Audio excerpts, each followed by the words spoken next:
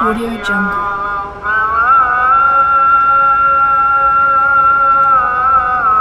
Audio Jungle.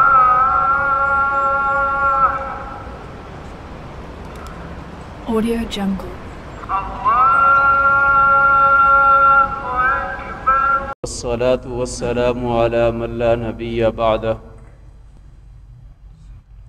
أما بعد فأعوذ بالله من الشيطان الرجيم بسم الله الرحمن الرحيم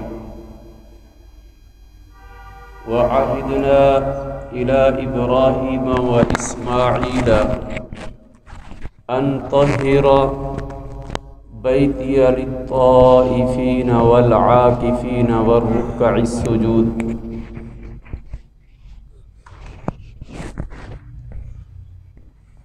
وقال تعالى ولا تباشروهن وأنتم عاكفون في المساجد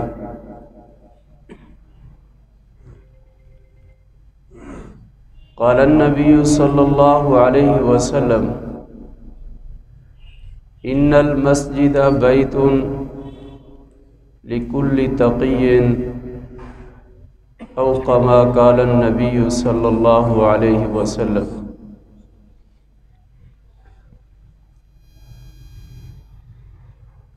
اللہ کا بہت بڑا احسان ہے، اللہ کا بہت بڑا فضل ہے کہ اللہ رب العالمین نے ہمیں بابرکت مہینے کی بابرکت گھڑیاں نصیب فرمائی۔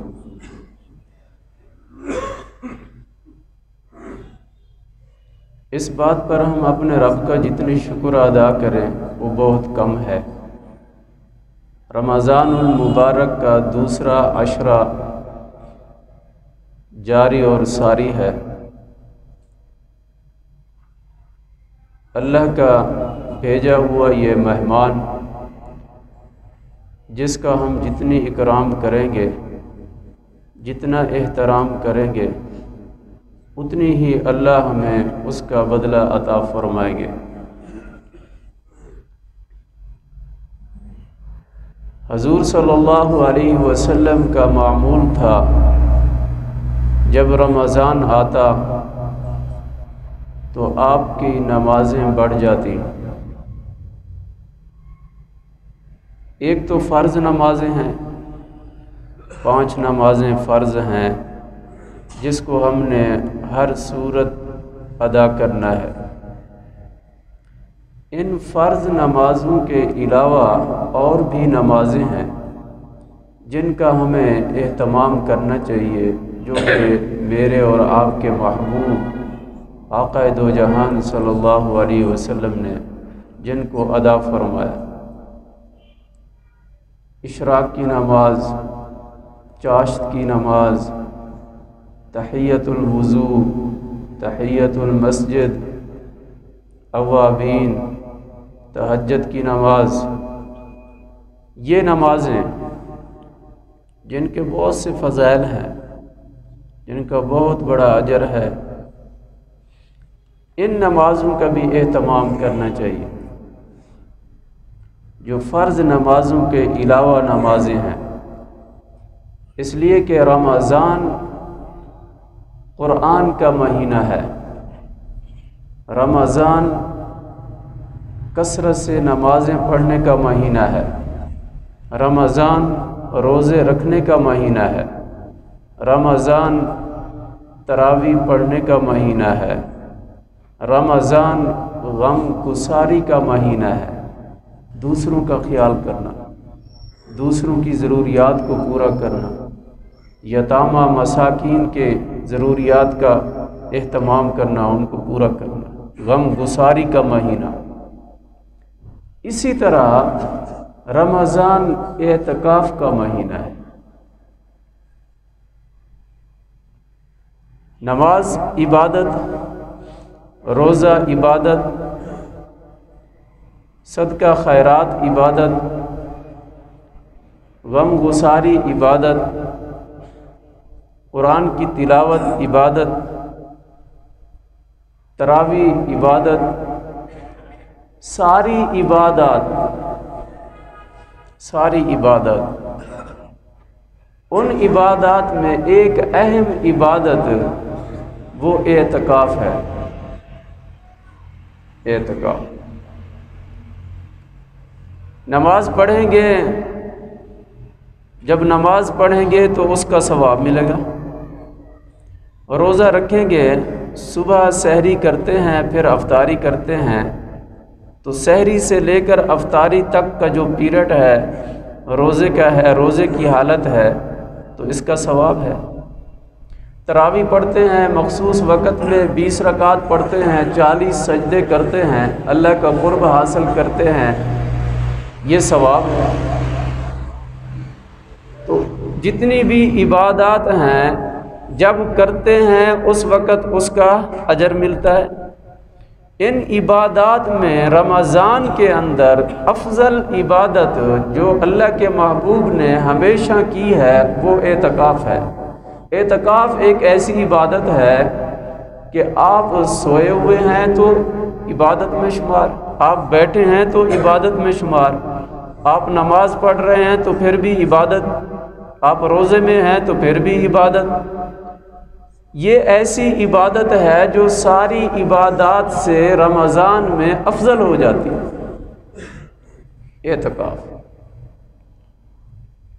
اعتکاف 3 قسم کا ہوتا ہے۔ ایک اعتکاف واجب ہوتا ہے، دوسرا اعتکاف سنت مؤکدہ ہوتا ہے، اور تیسرا اعتکاف مستحب ہوتا ہے۔ اب تھوڑی سی تفصیل کہ اعتکاف جو واجب ہو جاتا ہے وہ اعتکاف کہ آپ نے کوئی نظر مانی کہ میرا فلاں کام میرا رب کر دے تو میں اپنے رب کی دربار میں 2 دن کا اعتکاف کروں گا، وہاں بیٹھوں گا اللہ کے گھر میں۔ اللہ کے گھر میں بیٹھ کر میں اپنے رب کے سامنے اپنے رب کا شکر ادا کروں گا کہ میرے رب نے میرا فلاں کام کر دیا۔ یہ جو منت والا اعتکاف ہے اس کو واجب کہا جاتا ہے، یہ ضروری ہے منت پوری کرنا، جب پوری ہو گئی تو پھر اعتکاف کرنا ضروری ہو جائے گا، واجب ہو جائے گا۔ اس اعتکاف کے لیے روزہ شرط ہے، اگرچہ اس نے منت مانی صرف اعتکاف بیٹھنے کی، لیکن یہ اعتکاف واجب ہو گیا۔ اب اس اعتکاف کے ساتھ شرط روزہ بھی ہے۔ جو اعتکاف واجب ہے منت والا اس کے لیے روزہ بھی شرط ہے، اعتکاف بھی بیٹھے گا، روزہ بھی رکھے گا۔ دوسری قسم اعتکاف کی سنت مؤکدہ، جس کو میرے اور آپ کے محبوب آقا دو جہان صلی اللہ علیہ وسلم نے اپنے مدنی زندگی میں کبھی بھی نہیں چھوڑا۔ مدنی زندگی مدینہ میں جب آئے آپ صلی اللہ علیہ وسلم، مدینہ کی کتنی سال؟ 10 سال۔ آپ نے 10 سال اعتکاف فرمایا، کوئی سال نہیں چھوڑا۔ ہاں حدیث میں آتا ہے 1 سال آپ کے آخری سال کے وصال والے سال سے پہلے آپ سفر میں تھے تو سفر میں آپ نے اعتکاف چھوڑ دیا، لیکن وصال والے سال میں آخری سال میں آپ کی عمر کے آخری سال میں آپ کے پردہ فرما جانے سے پہلے والے سال میں آپ نے پھر 10 دن کی بجائے 20 دن کا اعتکاف کیا، جو 1 سال چھوٹا تھا اس کو بھی آپ نے ادا کیا۔ اس اعتکاف کو جو رمضان کے آخری عشرے میں کیا جاتا ہے، اس اعتکاف کو سنت مؤکدہ علی الکفایہ کہتے ہیں۔ جیسے جنازہ پڑھنا فرض کفایہ ہے، فرض کفایہ کہتے ہیں ایک گھر کے 10 آدمی ہیں، اس 10 آدمیوں میں سے ایک آدمی جنازے میں چلا گیا تو سب کی طرف سے ادا ہو گیا۔ اسی طرح یہ سنت مؤکدہ علی الکفایہ اس لیے فرمایا گیا، یہ اعتکاف سنت آخری عشرہ رمضان کا آخری عشرہ کہ 20ویں رمضان کے مغرب سے پہلے اعتکاف کی نیت کر کے اللہ کے گھر میں مسجد میں آ جانا، یہ سنت مؤکدہ ہے۔ اب اس اعتکاف کے لیے بھی روزہ شرط ہے، روزہ شرط، سنت مؤکدہ علی الکفایہ، دو قسم ہو گئی۔ ایک اعتکاف واجب، جب وہ بیٹھیں گے تو چاہے آپ نے نیت نہیں کی روزے کی تو روزہ رکھیں گے۔ دوسرا اعتکاف کی سنت مؤکدہ، جب وہ آپ اعتکاف بیٹھیں گے تو روزہ رکھیں گے، جو کہ رمضان کے آخری عشرے میں کیا جاتا ہے، سنت مؤکدہ علی الکفایہ، کیونکہ حضور صلی اللہ علیہ وسلم کا معمول زندگی کا ہمیشہ ایسے ہی رہا، اور جس کے بیٹھنے کی بہت بڑی فضیلت ہے۔ اور تیسری قسم ہے اعتکاف مستحب، جو کہ ایک دن کا نہیں، ایک دن کا بھی ہو سکتا ہے، ایک منٹ کا بھی ہو سکتا ہے، ایک منٹ کا بھی ہو سکتا ہے۔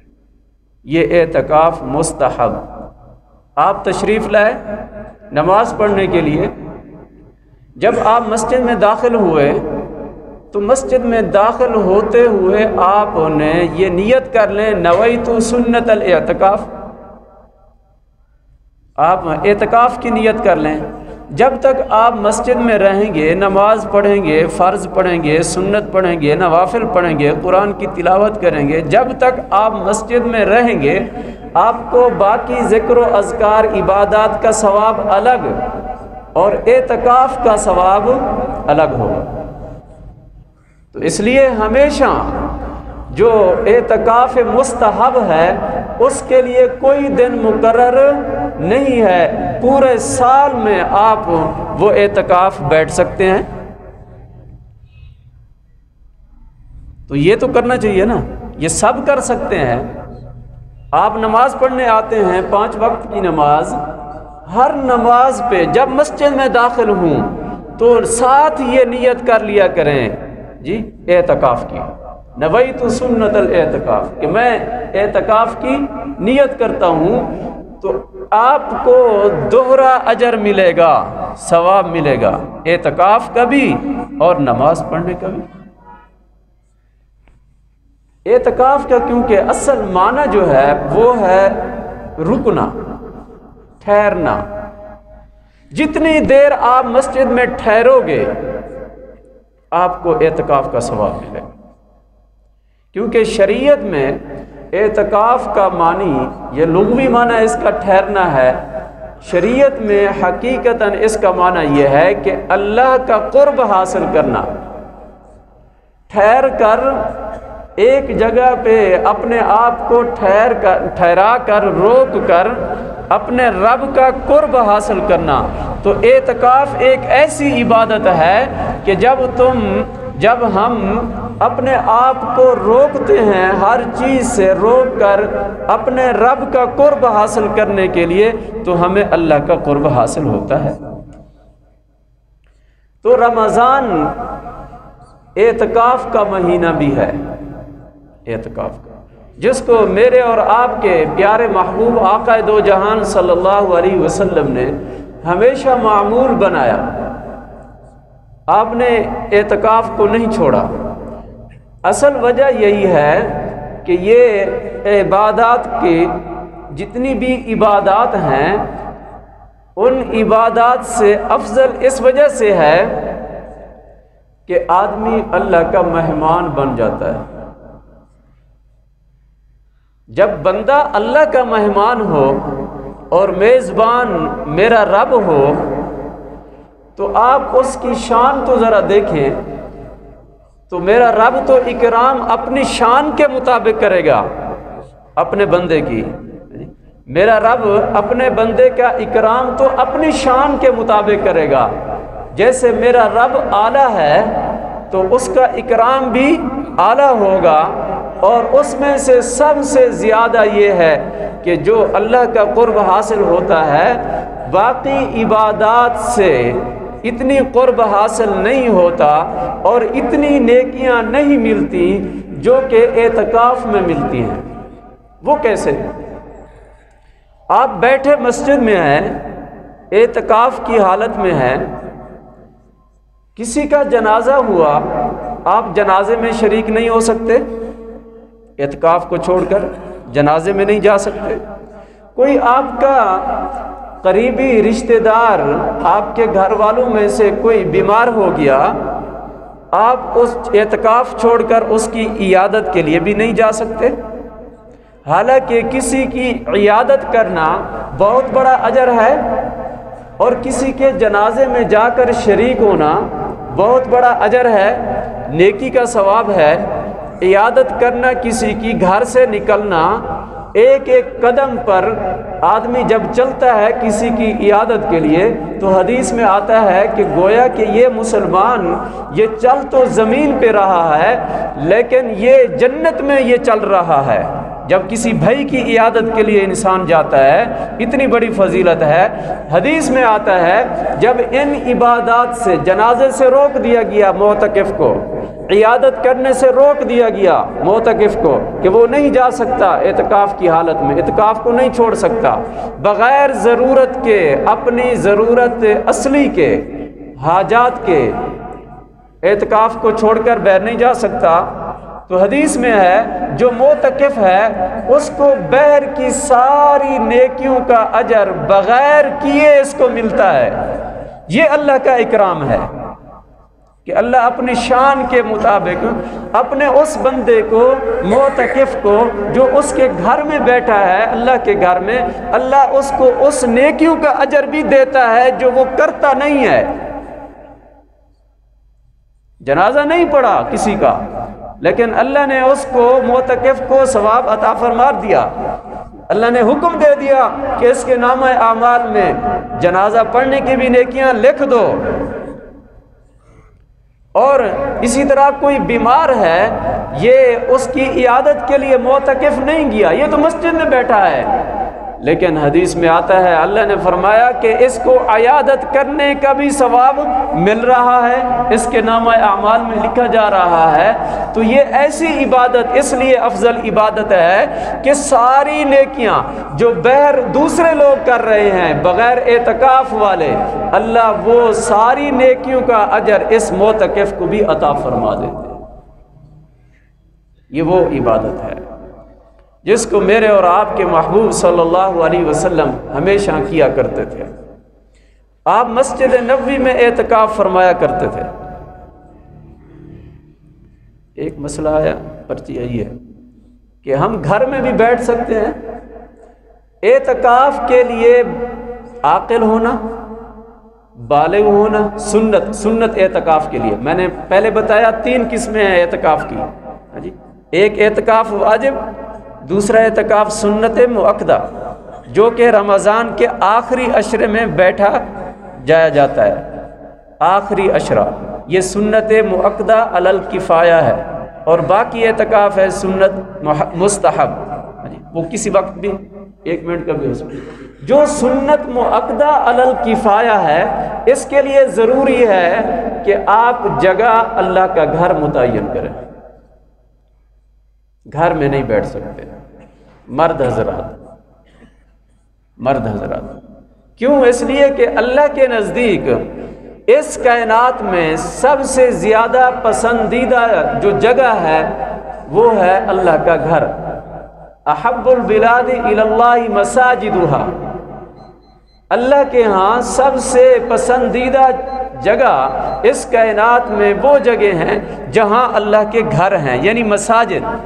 پھر ان مساجد میں جو سب سے زیادہ افضل اعتکاف ہے وہ مسجد حرام کا ہے، پھر مسجد نبوی، پھر مسجد بیت المقدس، مسجد اقصی، پھر اس کے بعد ترتیب پھر آپ کی جامع مسجد، پھر جامع مسجد کے بعد محلے کی مسجد، جس میں نمازیں ہوتی ہیں، آپ ایسی جگہوں پر بیٹھیں جو افضل ہیں۔ گھر میں آپ مرد حضرات اعتکاف سنت مؤکدہ نہیں بیٹھ سکتے، اور نہ ہی دوسرا منت والا واجب نہ وہ بیٹھ سکتے۔ بیٹھنا بھی کہاں پڑے گا؟ اللہ کے گھر مسجد میں آ کر بیٹھیں گے۔ روزہ بھی رکھنا پڑے گا، روزہ بھی ساتھ رکھنا پڑے گا۔ جو آدمی اعتکاف کے لیے آ جاتا ہے وہ اللہ کی حفاظت میں آ جاتا ہے۔ حدیث میں آئے کہ وہ اللہ اس کا ضامن ہے، کیونکہ حدیث میں ہے 3 شخص اللہ کی ضمانت میں آ جاتے ہیں۔ 3 شخص، جو آدمی گھر سے نکلتا ہے مسجد کی طرف آتا ہے یہ اللہ کی ضمانت میں ہے، اللہ اس کا محافظ ہے۔ اور جو گھر اللہ کے گھر میں آ گیا، جو اعتکاف بیٹھ گیا، وہ اللہ کا مہمان ہے، اللہ اس کا میزبان ہے، اللہ ہی اس کا محافظ ہے۔ اللہ اس کو اپنا قرب نصیب فرماتا ہے، اس لیے کہ اس نے ساری دنیا جہان کی ساری چیزوں کو چھوڑ دیا، اپنے رب کے در پہ آ گیا، بس اس نے اپنی جبی کو جھکا دیا، اپنی آنکھوں سے آنسو نکال دیے، اور اپنے رب کو منانے کے لیے اپنے آپ کو اپنے رب کے دروازے پہ چھوڑ دیا۔ تو اللہ فرماتے ہیں جو اس نے چاہا ہم نے اس کو وہی عطا فرما دیا۔ تو پہلا وہ آدمی جب گھر سے نکلتا ہے مسجد کی طرف آتا ہے تو اللہ فرماتے ہیں، حدیث میں ہے کہ یہ اللہ اس کا ضامن ہے۔ دوسرا وہ آدمی جو میدان جہاد کے لیے اپنے گھر سے نکلتا ہے، اللہ اس کا ضامن ہے، اللہ اس کی حفاظت کرتا ہے۔ وہ اللہ پر ہے کہ اللہ اس کے سارے گناہوں کو معاف کرتا ہے۔ تو جو معتکف ہے، اعتکاف کرنے والا، وہ اسی کے ضمن میں آتا ہے جو اللہ کے گھر کی طرف قدم قدم پر جس کو نیکیاں ملتی ہیں، یہ اس کے ضمن میں آتا ہے۔ جب اعتکاف میں آ گیا تو اللہ رب العالمین کا مہمان بن گیا، تو اللہ نے اس کے گناہوں کی بخشش کا اعلان کر دیا، اور اللہ نے فرشتوں کو گواہ بنا دیا کہ دیکھو میرا بندہ اپنی عاجزی کرتے ہوئے، اپنے آپ کو مٹا کر، ساری دنیا کو چھوڑ کر، اپنی بیوی بچوں کو چھوڑ کر، اپنے کاروبار کو چھوڑ کر، اپنی دکان، اپنی فیکٹری کو چھوڑ کر، اپنی نوکری کو چھوڑ کر میرے در پہ آ گیا ہے مجھے منانے کے لیے۔ اے فرشتوں تم گواہ رہو، میں نے اس آدمی کے سارے گناہوں کو بخش دیا۔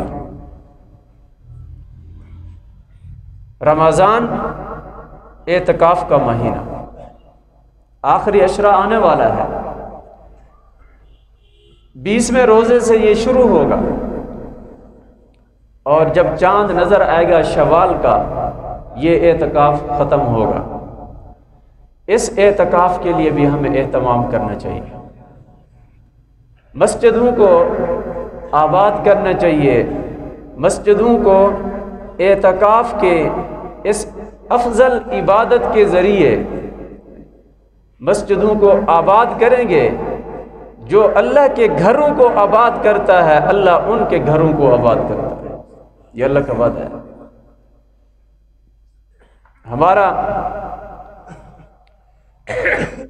ہمارا یہ جو وقت گزر رہا ہے، جو وقت گزر رہا ہے، یہ دوسرا عشرہ، اب ہم نے اپنا تجزیہ کرنا ہے، تجزیہ کہ ہم نے کتنی نمازیں پڑھی، کتنی نمازیں چھوڑ دی، کتنی تراویح پڑھی، کتنی چھوڑ دی، کتنی قرآن کی تلاوت کی، کتنی ہم نے چھوڑ دیا، کتنی وقت ہم نے قیمتی بنایا اور کتنی وقت ہم نے ضائع کیا۔ یہ ہم نے تجزیہ کرنا ہے۔ تجزیہ کرنے کے بعد پھر ہم نے اپنے آپ کو اپنے رب کے سامنے اپنے رب کے سامنے اپنے آپ کو جھکا دینا ہے، اور جو کچھ ان دنوں میں بھی ہم سے کمی کوتاہیاں ہو گئی اس کی معافی مانگنی ہے، توبہ کرنی ہے۔ آج توبہ کا دروازہ کھلا ہے، اللہ کی رحمت کی برسات ہو رہی ہے، اللہ کی رحمت تو ڈھونڈ رہی ہے کہ کوئی بندہ آئے کہ اس کی بخشش کا ذریعہ بنے، کہ اللہ کے بندے جب اللہ کے سامنے اپنے جبین کو جھکائیں گے، توبہ کریں گے، معافی مانگیں گے، اللہ اسی وقت اس بندے کے سارے گناہوں کو معاف کرے گا۔ اب یہ وہ وقت ہے کہ ہم تجزیہ کریں اور اپنے آپ کو سنبھالیں، اپنے اس نفس کی جس کی ہم نے بات کو مانا، اپنے نفس کے مطابق ہم چلتے رہے، ہم نے اب اس نفس امارہ کو کچل کر ہم نے اپنے نفس مطمئنہ میں داخل ہونا ہے، اور جب آخری عشرہ آئے تو ہم ایسے بن جائیں جیسے اللہ میرا چاہتا ہے۔ ہمیں ایسا ہونا چاہیے نا مسلمان کو، جیسے اللہ چاہتا ہے۔ تو ہمیں ایسا بننے کے لیے ہمیں اپنا تجزیہ کرنا ہوگا، ہمیں اپنے اعمال کا تجزیہ کرنا ہوگا۔ آیا کہ ہم نے اپنی زکوٰۃ ادا کر دی؟ آیا کہ ہم نے روزے رکھے؟ یہ روزے ہمیں ایسی بری باتوں سے روک رہے ہیں یا نہیں؟ یا ہماری طبیعت اسی طرح ہے، کوئی تبدیلی نہیں آئی؟ تو پھر سمجھ لو جب کوئی تبدیلی نہیں آئی تو پھر سمجھ لو اللہ ہماری ان عبادات کو بھی قبول نہیں کر رہا۔ اگر اللہ ہماری عبادات کو قبول کر رہا ہے تو پھر ہمارے اندر تبدیلی آئے گی، جو ہماری خامیاں ہیں ہم اس کو دور کرنے کی کوشش کریں گے۔ جب دور کرنے کی کوشش کریں گے تو سمجھ لیں ہمیں اللہ کا قرب نصیب ہو رہا ہے، اللہ ہم سے راضی ہو رہا ہے۔ دعا فرمائے اللہ ہم سب سے راضی ہو جائے، اللہ ہم سب کو ماہ رمضان کی جو باقی جتنی دن ہیں ان کی ساری برکتیں اللہ ہم سب کو نصیب فرمائے، اللہ ہم سب کی بخشش فرمائے، اللہ ہم سب کے صغیرہ کبیرہ گناہوں کو معاف فرمائے، اللہ ہم سب کی کمی کوتاہیوں کو معاف فرمائے۔ انسان ہے، خطا کار ہے، جی، لیکن اللہ کو وہ بندہ بھی بہت زیادہ پسند ہے جو خطا کار ہو، خطا کرنے کے بعد پھر اپنے رب کے سامنے آ جائے، جبیں کو جھکا دے، اپنی خطا سے معافی مانگ لے، تو اللہ کو یہ بندہ بہت زیادہ پسند ہے، اللہ اس کو پسند فرماتے ہیں۔ اللہ ہم سب کو ان لوگوں میں شمار ہونے کی توفیق عطا فرمائے جو توبہ کرنے والے ہیں، جو معافی مانگنے والے ہیں۔ تو ہمیں ان چیزوں کا اہتمام کرنا ہے کہ نہیں؟ اہتمام کریں گے، توبہ، استغفار، اور آنے والے آخر عشرہ میں اعتکاف۔ اللہ ہم سب کو توفیق نصیب فرمائے۔ وآخر